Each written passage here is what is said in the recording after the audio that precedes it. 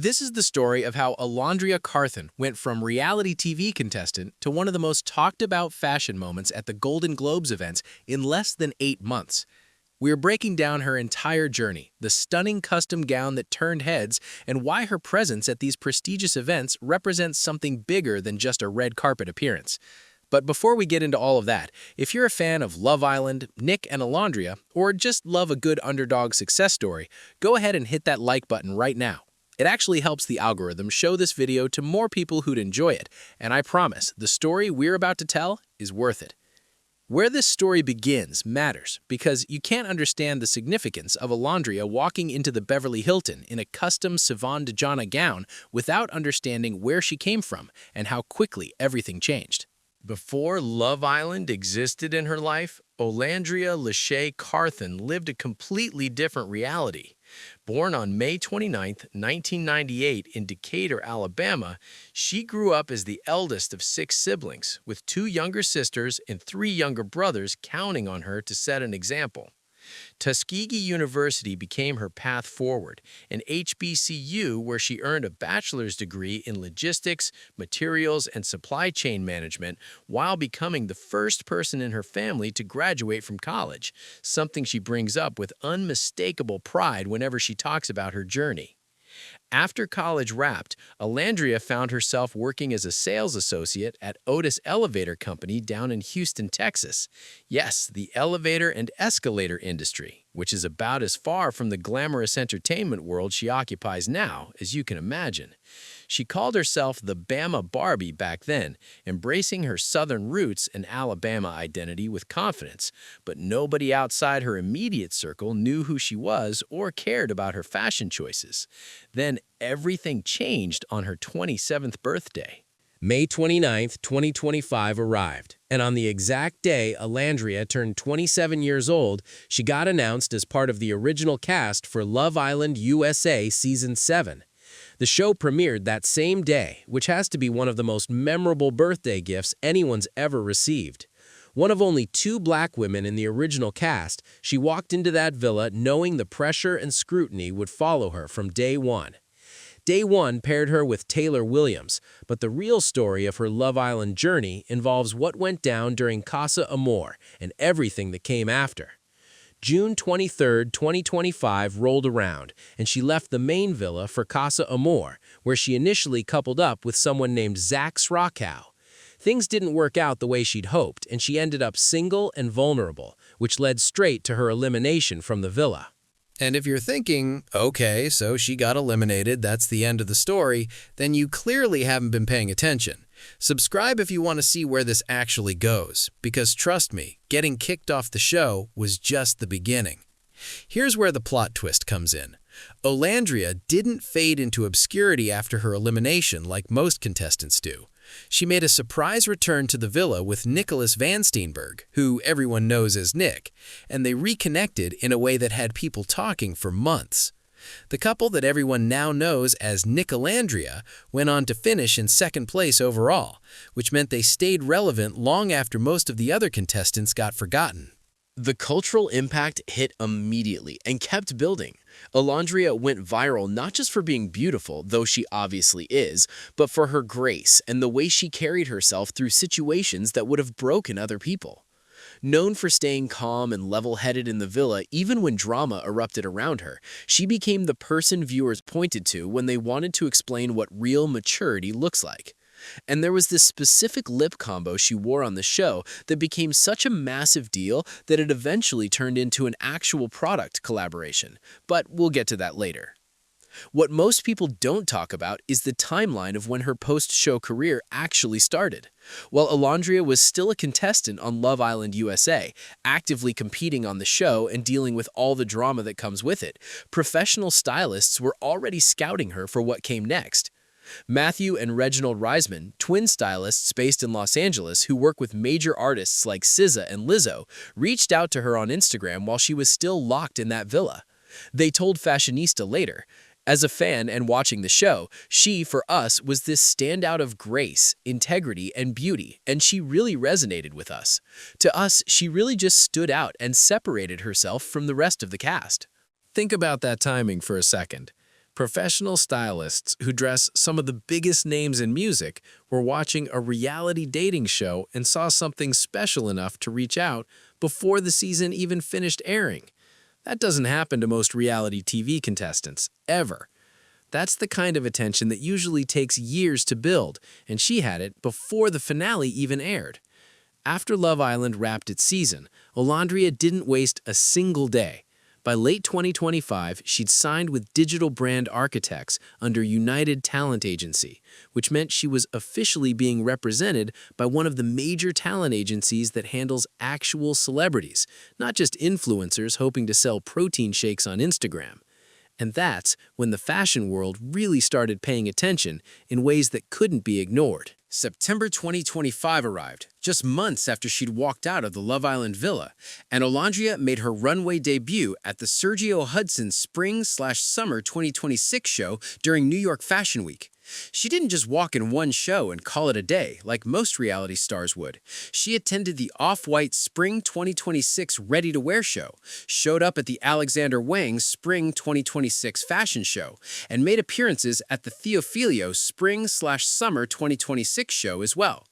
This was a full New York Fashion Week schedule, the kind that actual models and established celebrities do, not someone who just left a dating show 3 months earlier. The fashion industry was saying something loud and clear. We're taking you seriously as more than just a reality TV personality. Quick pause here. If you're enjoying this breakdown and want to see more deep dives into unexpected celebrity transformations, hit that subscribe button. I promise I'll try to keep making videos that don't bore you to death, unlike some other channels I could name but won't because YouTube might get mad at me. The red carpet moments kept stacking up in ways that made it clear this wasn't a fluke. At the 2025 MTV Video Music Awards, Vogue named her one of the best dressed. And let me emphasize this, Vogue, the actual Bible of fashion that makes or breaks careers, listed a Love Island contestant as one of the best dressed people at the VMAs. That's the kind of recognition that changes everything. November 3, 2025 brought her to the CFDA Fashion Awards at the American Museum of Natural History wearing a custom Brandon Blackwood dress that had Marie Claire calling it one of the best looks of the night. The very next day, November 4th, she showed up to the Glamour Women of the Year Awards at the Plaza Hotel in a silk taffeta gown by Christian Siriano. Glamour magazine themselves said she delivered an instantly iconic WOTY style moment, and those are their exact words, not my interpretation. But beyond just looking good at events and getting photographers to snap her picture, Olandria was racking up actual honors and recognition from institutions that matter. November 4th, the same day as the Glamour event, she attended the Ebony Power 100 Gala, where she won the Ebony People's Choice Award. Ebony described her as an influencer on their way to icon status, and she appeared on the cover of the Ebony 2025 Power issue alongside legends like Iman, Tracee Ellis Ross, Teyana Taylor, and Shaquille O'Neal. Her fellow nominees included Tracee Ellis Ross, Audra McDonald, and Jasmine Crockett, which puts her in perspective against people with decades-long careers. 4 days later, on November 8th, she got named an honoree for the Root 100 annual list, which recognizes the most influential Black leaders and culture shapers across every industry. The list she landed on included Kamala Harris, Beyoncé, Denzel Washington, and Kendrick Lamar. And I want you to really think about that trajectory for a moment. 8 months before this, she was working in the elevator industry in Houston, and now she's being recognized on the same lists as some of the most powerful and influential people in the entire world. December 2025 brought her first solo magazine cover with Harper's Bazaar Vietnam, and the cover story carried the headline, "From Alabama to the Global Spotlight," which pretty much sums up the entire journey. December 29th added another achievement when Revolt named her to their Power list in the Creators category alongside people like Kai Cenat and Drewski, recognizing trailblazers who shape culture with undeniable impact. While all this fashion recognition was building, Olandria was also constructing her business portfolio with partnerships that made sense for her brand. She partnered with Microsoft Copilot to promote HBCU success stories, and she actually went back to Tuskegee University as part of that partnership, never forgetting where she came from or the education that gave her the foundation for everything else. Deals came through with NYX Cosmetics, Aveeno, Vaseline, and Sweetgreen, covering beauty, skincare, and lifestyle brands that aligned with what her audience actually cared about. But that NYX Cosmetics partnership deserves its own paragraph because it ties directly back to her Love Island fame in a way that proves her cultural impact went way beyond just being on TV. Remember that lip combo I mentioned earlier that went viral while she was on the show? NYX launched the Olandria lip combo inspired by her signature look, using NYX Sweet Cheeks layered with Juvia's Place Blushed Duo Blush in volumes 3 and 4. That collaboration became NYX Cosmetics' fastest-selling collaboration of the entire year, beating out every other partnership they'd done with established celebrities and influencers who had way bigger followings. If that doesn't make you want to like this video, I don't know what will. A reality TV lip combo outsold actual celebrity makeup lines. That's the kind of chaos I live for. And if you do too, the like button is right there waiting for you. Let that reality sink in for a second. A lip combo worn by a Love Island contestant became the fastest-selling collaboration for a major cosmetics brand that works with huge names. That's the kind of cultural impact Olandria had on people, and it explains why the fashion world was paying such close attention to every move she made. By the time January 2026 rolled around, Olandria had built a social media following of over 2.2 million people on Instagram alone. She'd transformed from a reality TV contestant that most people forgot about after a few weeks into someone the fashion industry, major brands, and cultural institutions were all recognizing as genuinely significant and worth investing in. So now we arrive at January 6th, 2026, and everything we've talked about so far becomes context for understanding why this moment matters so much. The Golden Globes were scheduled for January 11th, but before the main event, there was a special pre-ceremony called Golden Eve. The Golden Globes honor Helen Mirren and Sarah Jessica Parker. This event took place at the Beverly Hilton in Beverly Hills, the exact same venue that hosts the actual Golden Globe ceremony every year. The entire purpose of this event centered on honoring two absolute legends in the industry. Helen Mirren was receiving the Cecil B. DeMille Award, and Sarah Jessica Parker was getting the Carol Burnett Award, with Harrison Ford presenting Mirren's award and Ted Danson presenting Parker's. This wasn't some random industry party that anyone with connections could attend, and it wasn't a pre-party thrown by a magazine or a brand. This was an official Golden Globes event that aired on CBS and streamed on Paramount Plus on January 8th at 8 p.m. Eastern and Pacific Time, which meant it had real cultural weight behind it. The guest list read like a who's who of Hollywood royalty. Viola Davis was there, along with Coleman Domingo, Kristen Davis, Vin Diesel, Tessa Thompson, Amanda Seyfried, Mindy Kaling, Ted Danson, and Mary Steenburgen as a couple, and Matthew Broderick. This was A-list, top-tier Hollywood showing up to honor their own, the kind of event where one wrong outfit choice gets you roasted by fashion critics for years.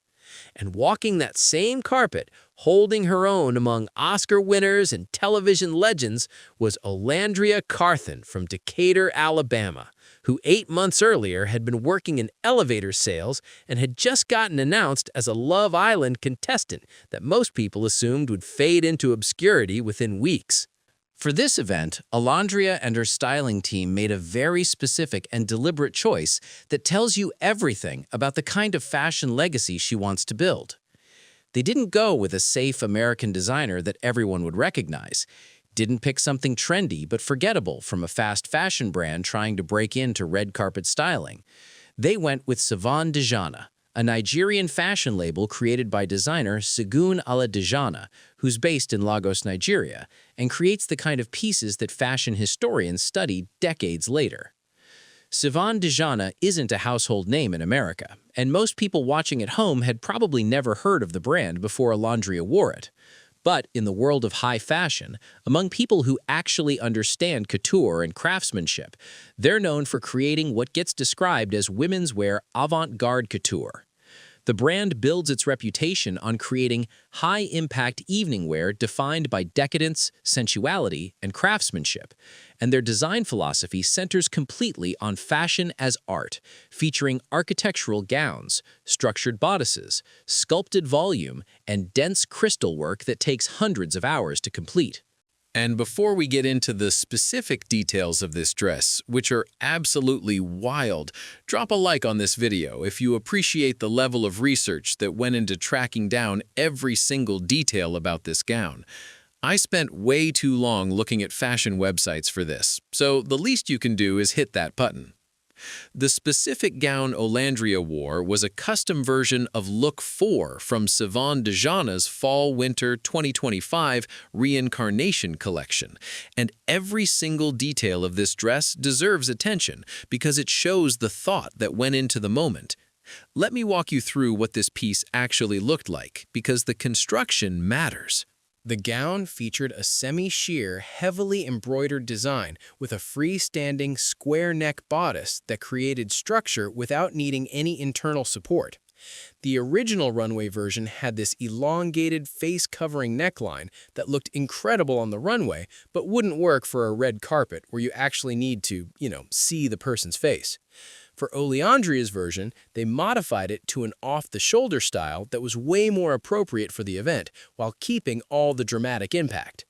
The bodice itself was black velvet with floral beadwork and celestial gemstones worked into it, creating this texture that caught light from every angle. From the bodice, there was a drop waist that led into an olive or green satin train that flowed behind her as she moved. At the center of that train sat this incredible 3D pink rosette that became the focal point when she turned around for photos. The bottom section of the gown was sheer, with earth-toned sequins and teardrop appliques on black tulle, creating this layered effect that looked different depending on the angle and lighting. The entire piece carried a botanical and floral motif throughout, tying together all the different elements into one cohesive artistic statement. This wasn't just a pretty dress that she picked out because it looked nice in the fitting room. This was a statement about who she is and what she represents, a piece of wearable art that communicated something specific about her taste, her values, and the kind of fashion legacy she wants to build. But the gown only told part of the story, because Olandria's entire look was carefully constructed with every detail contributing to the overall impact. Her hair was a custom Barbie blonde, a platinum, cool-toned blonde that was installed by HTX celebrity hairstylist Micah and styled by Ty Simon. The hair choice played directly into her Bama Barbie nickname, but elevated it to high fashion, proving you can embrace a fun persona while still being taken seriously by the industry. Her makeup, created by makeup artist Kimora Milan, featured a statement pink blush look that people immediately started describing as bold and Barbie pink on social media. She used the exact same products from her viral lip combo that made her famous. NYX Sweet Cheeks with Juvia's Place Blushed Duo Blush in volumes 3 and 4, combined with Too Faced Concealer. Even at this prestigious event, surrounded by celebrities with entire glam teams, she stayed connected to what made her famous and what her fans genuinely loved about her. For accessories, she kept things relatively simple with diamond stud earrings and matching rings, letting the gown be the star without competing for attention.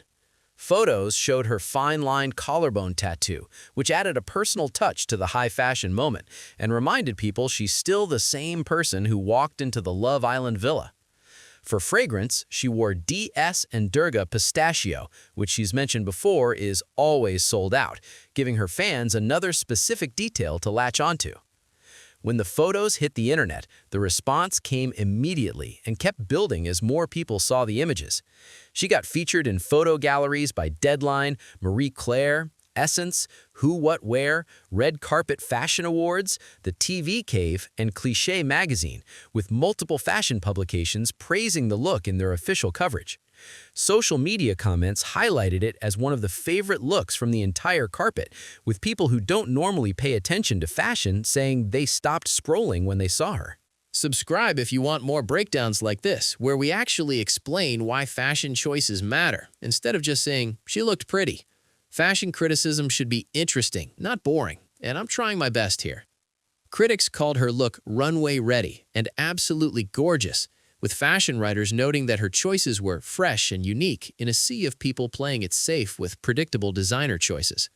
Fans started calling her a fashion it girl, which is the kind of organic buzz that money can't buy and PR teams dream about creating.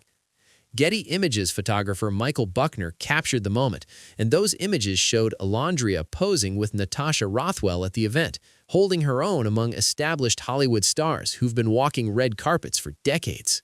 Here's the thing that makes Olandria's Golden Eve appearance so significant beyond just she wore a nice dress to an event. Reality TV stars don't usually get this level of fashion respect this quickly, and in most cases, they never get it at all. There's typically a massive gap between being on a dating show and being taken seriously by the fashion industry, and that gap can take years to cross if you're lucky, and most people never make it across at all. But Olandria's team made very intentional choices from the absolute beginning of her post-show career.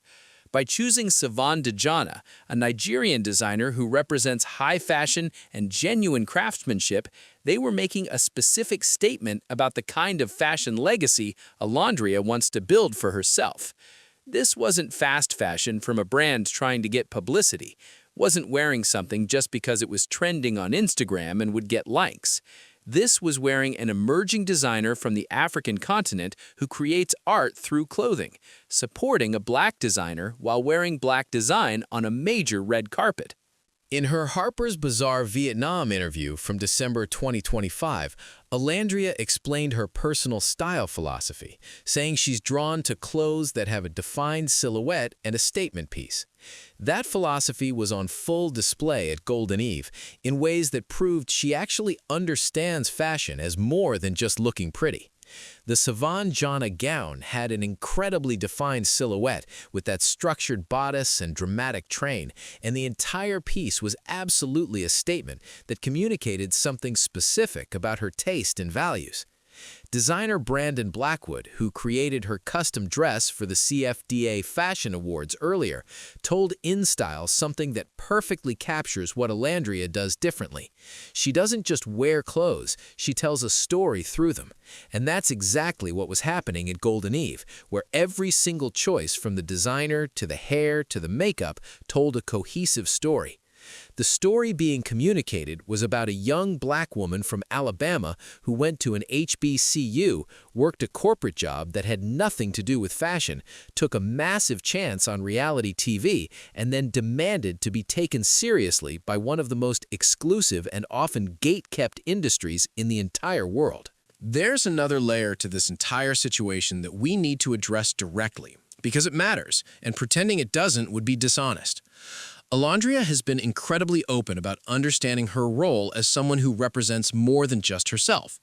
On the Go Off Sis podcast, she said something that stuck with people. When I was on that show, I knew I was representing more than just myself. She was one of only 2 black women in the original Love Island USA Season 7 cast, which meant she carried weight and expectations from day one. Throughout the show and in everything that came after, she faced scrutiny and microaggressions that other contestants didn't deal with, but she maintained her composure in ways that impressed even people who didn't particularly care about reality TV. When Extra TV asked her about staying poised in difficult moments that would have made other people snap, she gave an answer that reveals a lot about who she is.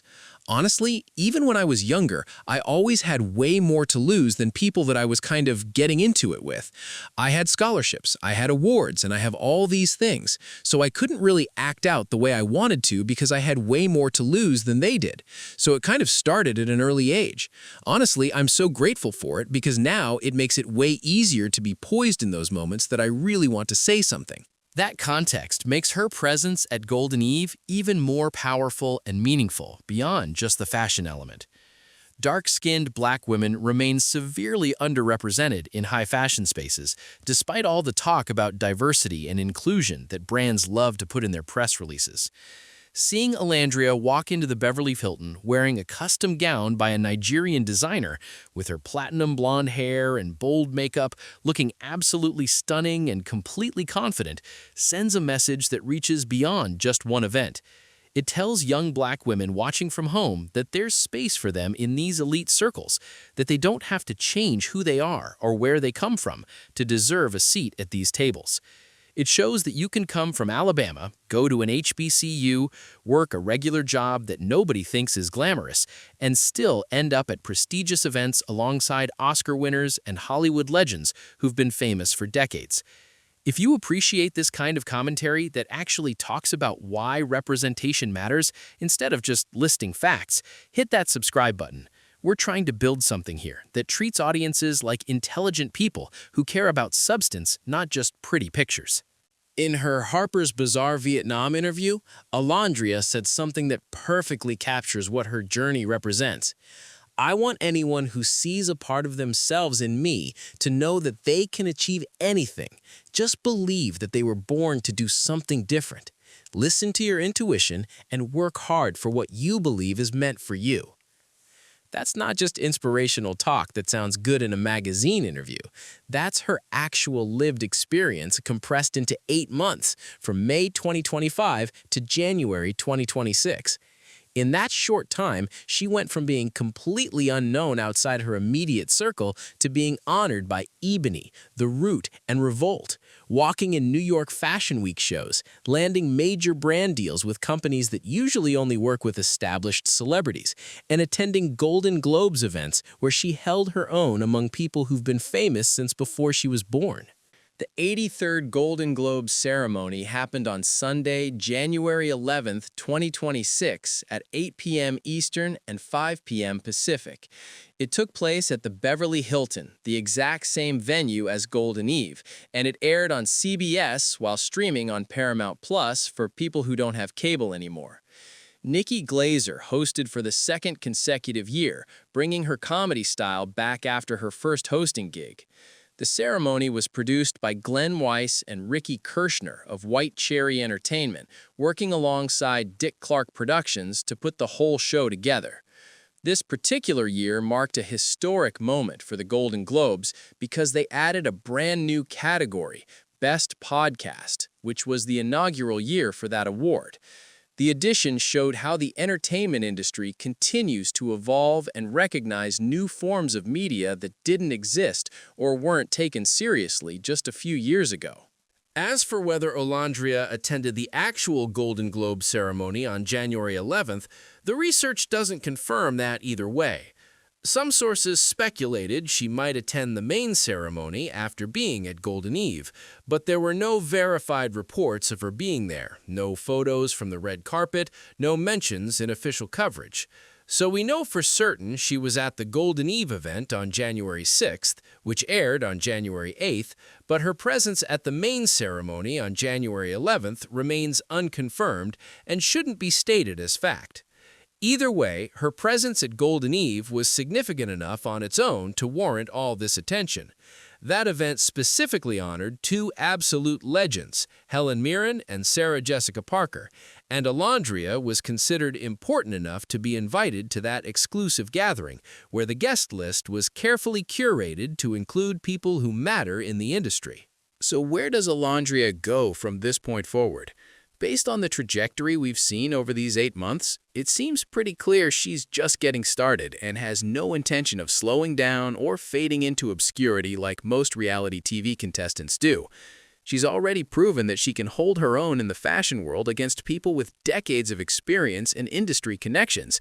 She's built credibility with major publications that don't usually pay attention to reality TV stars, won awards from respected institutions that typically honor people with long-established careers, and created successful brand partnerships that actually make sense for her personal brand, instead of just taking whatever money gets offered. She's stated publicly that her focus areas include promoting higher education, uplifting young women, HBCU advocacy, and representation for Black women in fashion and media. Her partnership with Microsoft Copilot, promoting HBCU success stories, shows she's serious about giving back to the community that shaped her and the institution that gave her the education that serves as her foundation.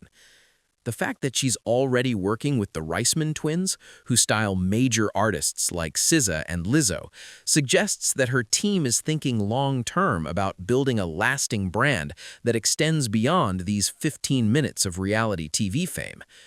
The choice to wear Sevon Dejana instead of going with more obvious American designers that everyone would immediately recognize shows she's willing to take risks and highlight emerging talent from the global fashion community, building relationships that could pay off for years to come. Last chance to hit that subscribe button if you want to see where this story goes next, because something tells me we're going to be talking about Olandria for a long time. And if you've made it this far in the video, you might as well like it too. The algorithm demands sacrifices, and your click is what it hungers for. Her relationship with Nick continues to be part of her public image and brand identity. They appeared together on The Tonight Show with Jimmy Fallon in mid-August 2025, just weeks after the show ended. They participated in a Kulani Kinney swimwear collaboration campaign that was shot in Greece, creating content that their fans actually want to see. Nick Olandria became